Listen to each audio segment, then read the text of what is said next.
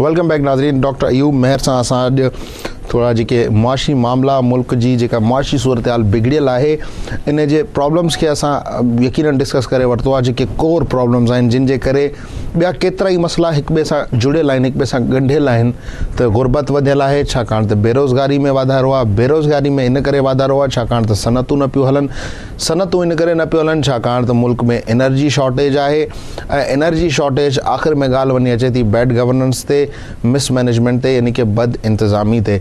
हाणे इन्हनि जे हल तरफ़ असां वधंदासीं त आख़िर इन्हनि जो हल कहिड़ो थी सघे थो। डॉक्टर साहब ये बताएं, क्योंकि अब मामला देखें ना, बजाय इसके कि हम लंबी डिस्कशन ले जाएं पावर्टी और फिर ये वो, अब मामला तो हमारी टेबल पे आ गए।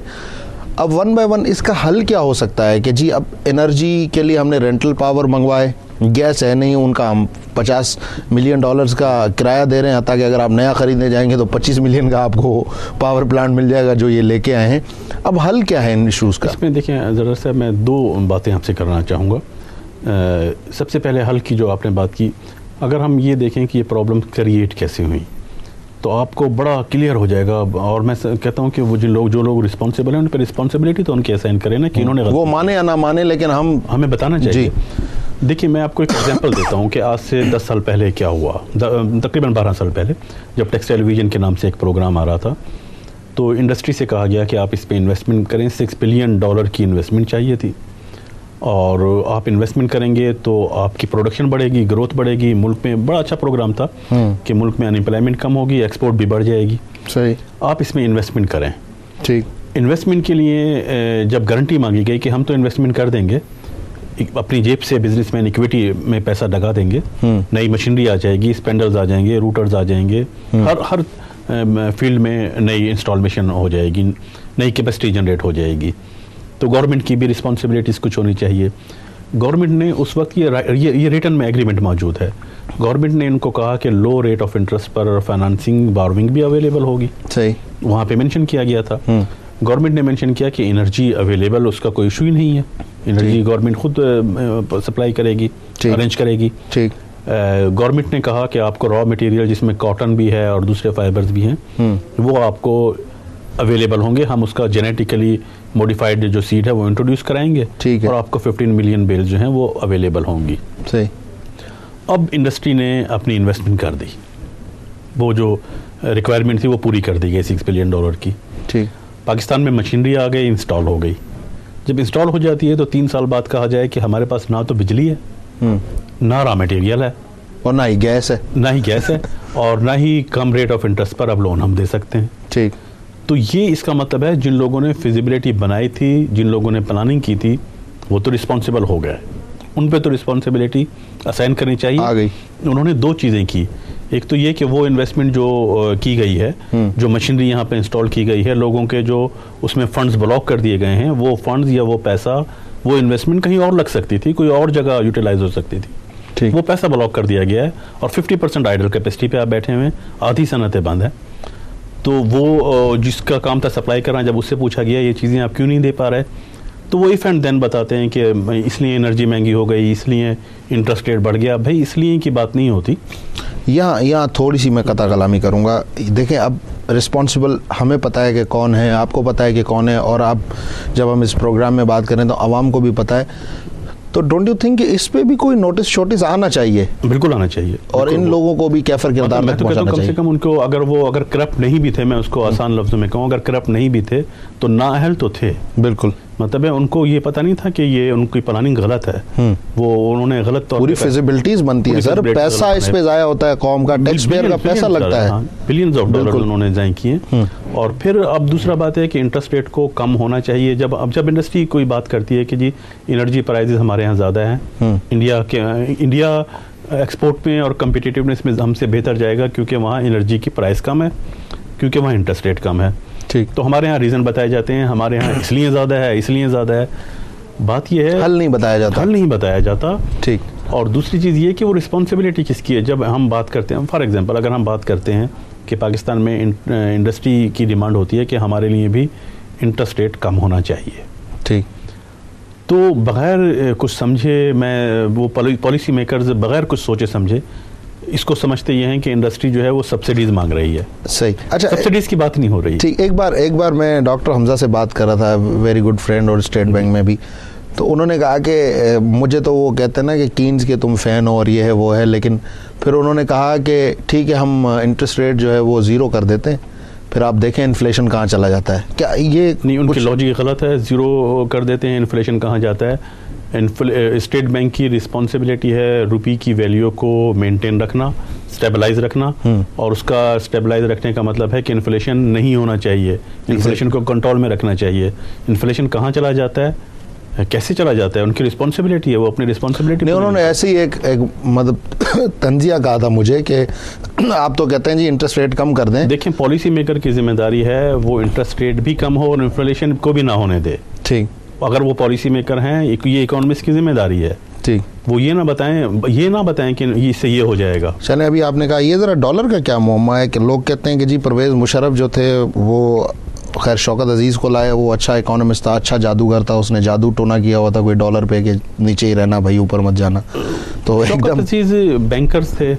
नहीं, वो डॉलर क्या आपको लग रहा है वो आर्टिफिशियली स्टॉप्ड था, या फिर अब जो जिस बदइंतज़ामी की हम बात कर रहे हैं, बैड गवर्नेंस की हम बात कर रहे हैं, जो इकोनॉमिक टीम नहीं है हमारे पास, उसका एक फुकदान जो हम कहते हैं, तो उसकी वजह से डॉलर शूट अप हुआ? उसका सीधी सी बात है कि मार्केट मैकेनिज्म पे उसकी मार्केट में वैल्यू बढ़ गई। ठीक, और मार्केट में जो सिम्टम्स आते हैं, मार्केट में बैलेंस देखा जाता है ट्रेड का और बैलेंस ऑफ पेमेंट। हमारे यहाँ ना तो इन्वेस्टमेंट इस वक्त आ रही है, ना हमारा ट्रेड बैलेंस जो है वो फेवरेबल है, वो भी फेवरेबल नहीं है। तो इंडिकेशन तो यही मिल रहे हैं जो मार्केट में जो सिम्टम्स आ रहे हैं कि क्योंकि हमारे ना बैलेंस ऑफ पेमेंट ही ख़राब हो रहा है। जब बैलेंस ऑफ पेमेंट ख़राब होगा तो एक तो उसकी ये रीज़न यकीनी तौर पे होती है कि उसका नेगेटिव इम्पैक्ट पड़ता है आपके एक्सचेंज रेट पे। ठीक, दूसरा जो पॉलिटिकल अनसर्टेनिटी होती है, पॉलिटिकल अनसर्टेनिटी की वजह से आपकी करेंसी पे यकीनी तौर पे नेगेटिव इफेक्ट आएगा, क्योंकि लोग समझते हैं कोई चेंज होने वाली है। जब इस तरह के सिम्टम आते हैं कि चेंज होने वाली है, तो चेंज होने के सिम्टम की वजह से, जैसे अभी कुछ दिन पहले हमने देखा था ना कि एक सेक्रेटरी को हटाया तो फिर एकदम से वो बड़ी एक पैनिक सी सिचुएशन पूरे उससे 1 साल से हम तो ये देखते आ रहे हैं। उससे देखिए ये तो ज़रूर होता है जब चेंज होने का आप ख़तरा महसूस कर रहे हो कुछ लोग, तो उनके जो पाकिस्तान में उनके जो डिपॉजिट्स होते हैं वो उसको शिफ्ट करना चाहेंगे, फॉरेन करेंसीज में कन्वर्ट करना चाहेंगे। ठीक, तो फॉरेन करेंसी की डिमांड अगरचे होती नहीं है, लेकिन आर्टिफिशियली एक डिमांड क्रिएट हो जाती है और फिर शॉर्टेज हो जाती है। उसकी शॉर्टेज हो जाती है। जब शॉर्टेज होगी तो यकीनी तौर पे आपकी करेंसी डिवैल्यू होगी, वो तो अंडरस्टूड है। तो इस तरह की अनसर्टेनिटीज़ जो क्रिएट होती हैं उनको भी क्लियर करना चाहिए, इन्फॉर्मेशन का फ्लो सही होना चाहिए। तो अगर चेंज आती है कोई, तो उस चेंज का इससे रिलेशन नहीं होना चाहिए कि लोग बैंकों से पैसे निकलवाने शुरू कर दें। क्या आप समझते हैं कि ये जो इस वक्त पूरा इकोनॉमिक डाउन ट्रेंड जो पाकिस्तान में चला है, इसमें कुछ माफियाज़ का भी एक अहम किरदार है, अहम रोल है? ये ज़रा सा बहुत लंबी बात हो जाएगी। यकीनी तौर पे बहुत सारे माफियाज़ काम कर रहे हैं। ये मैं समझता हूँ अब तो कोई ढकी छुपी बात भी नहीं रही, और इसमें अगर आप एक एक को स्टडी करना शुरू करें तो उसमें आप देखेंगे कि इसमें एक ज़माने में आप बात करते थे, फ्यूडल्स की बात करते थे, वो एक यकीनी तौर पे एक माफिया फ्यूडल्स का है जो पॉलिटिकल गवर्नेंस को भी कंट्रोल करता है, इकॉनमी को भी कंट्रोल करता है। दूसरा जो है जिसको आप कहते हैं जो इम्पोर्टेड टेक्नोक्रेट्स हैं, उनके अपने एजेंडाज होते हैं, अपने उनके बेनिफिट्स होते हैं, वो उनकी अपनी तनख्वाहें लगी होती हैं बाहर कहीं, जी वो किसी के लिए काम कर रहे होते हैं। उनमें अनफॉर्चुनेटली बहुत सारे ऐसे हैं जिनको कौम में गलत तौर पे प्रमोट किया जाता है कि ये इकॉनमिस्ट हैं, वो इकॉनमिस्ट नहीं, किसी दूसरी कंट्री में इकॉनमिस्ट नहीं रहे होते। ठीक, तो ये वो भी एक माफिया है, उसके क्या एजेंडा हैं।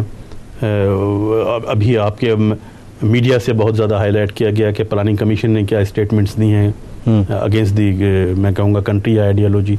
तो उनका कहना था कि अगर आप ये अपने डिफेंस पर और एटम पर और न्यूक्लियर प्रोग्राम को ख़त्म कर नहीं करेंगे तो आपकी ग्रोथ नहीं होगी। ठीक, मुझे ये समझ में नहीं आया कि यही एडवाइस इंडिया को भी दे दी जाती। यही एडवाइस जो है वो खुद IMF में अगर रहे हैं, अगर वो खुद ये एडवाइस हमें दे रहे हैं तो वो हमसे पहले तो बड़ी कंट्री एक मौजूद है उसको देते जो हमसे 60 साल आगे निकल गए, 60 साल 90s के बाद ही निकली, वो इजराइल को दे देते। ये तो बहुत सारी कंट्रीज को यही सेम प्रिंसिपल अडॉप्ट करना चाहिए था। मुझे नहीं समझ में आ रहा कि उन्होंने ये एडवाइस, तो ये भी एक माफिया है जो इस तरह की रिकमेंडेशन हमें दे रहा है। तो इस तरह के बहुत सारे हम 1 बाय 1 डिस्कस कर सकते हैं। सही, तो उसका एक अलग मौजू हो जाएगा। लेकिन चलें तो थोड़ा डिस्कशन को शॉर्ट करते हैं, हम वापस उसी जगह आते हैं जहाँ से हमने ब्रेक के बाद स्टार्ट किया था, हल की तरफ, और जो रूट कॉज है इन प्रॉब्लम्स का। अब एनर्जी है उसका तो आपने मुझे बता दिया, लेकिन अब ये सनतें जो है ये कैसे चलेंगी फिर? देखिए सनतें बिल्कुल कैपेसिटी, अगर सिर्फ मैं कहता हूँ कुछ ना करें, सिर्फ सनतें जो है 90% कैपेसिटी पर भी अगर आ जाए अभी 50% 45% से, तो आपकी ग्रोथ रेट कहीं का कहीं पहुँच जाएगा, आप इंडिया को यकीनी तौर पर क्रॉस कर जाएंगे। ठीक। अच्छा, अब सनतों के लिए 3 ये इशूज़, आप कास्ट ऑफ बोरोइंग पे आ जाएं जो कि मॉनेटरी पॉलिसी जिसके लिए रिस्पॉन्सिबल है, आप एनर्जी का क्राइसिस, और एनर्जी का क्राइसिस पर तो देखें हैरानी होती है कि पब्लिक में गलत तौर पे प्रमोट किया जाता है। इसमें जो हम हल देते हैं, कभी हम कहते हैं कि जी सोलर एनर्जी पे जाएंगे, कभी हम कहते हैं विंड एनर्जी पे जाएंगे।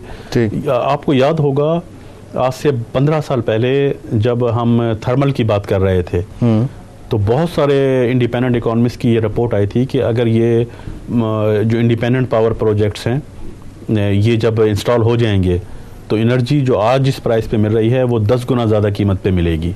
ठीक। उस वक्त किसी ने इस बात पे गौर नहीं किया। सही। आज जब वो 10 गुना कॉस्ट पे करनी पड़ रही है तो आज एहसास हो रहा है कि कितना बड़ा गलत डिसीजन ले लिया गया था। ठीक। आज हम फिर कह रहे हैं कि आज जो हल बताए जा रहे हैं इसमें फिर प्राइस बढ़ जाए। चलिए डॉक्टर साहब आप तैयार हो जाएं, हम ब्रेक ले रहे हैं। ब्रेक के बाद आज जो पाकिस्तान में लोग अरस्तु बनने की बात करते हैं, ख़ुद को अरस्तु कहते हैं, सुकरात कहते हैं और बड़े बड़े नाम लेते हैं, जी हम तो ये कर देंगे वो कर देंगे, उनके लिए आपसे मैं पूछूंगा, क्योंकि आप देखें इकोनॉमिस्ट तो हैं और जेन्युइन मसाइल भी हैं, और तनकीद करना एक अलग साइड है, लेकिन उसका हल आज तक मुझे किसी ने नहीं दिया। लोग इधर उधर से लेफ़्ट राइट करके निकल जाते हैं, हमारे इस कुर्सी को छोड़ के भाग जाते हैं, प्रोग्राम ख़त्म हो जाता है। लेकिन आज मैं आपसे जानना चाहूँगा कि ये जो पार्टीज़ इस वक्त गवर्नमेंट के ऊपर पूरा कीचड़ उछालती हैं, आखिर उनके लिए कौन सा हल हो सकता है और कौन सा हल उनको सूट करता है, इस पर हम बात करेंगे। नाज़रीन, प्रोग्राम टाइम ते शॉर्ट ब्रेक, जो ब्रेक खां पोइ हिकिड़े इकोनॉमिस्ट खां पुछंदासीं त पॉलिटिकल पार्टीज़ के पाकिस्तान जे मुआशी मसइलनि जो हल कहिड़ो हल सूट करे थो। Stay tuned and keep watching our show.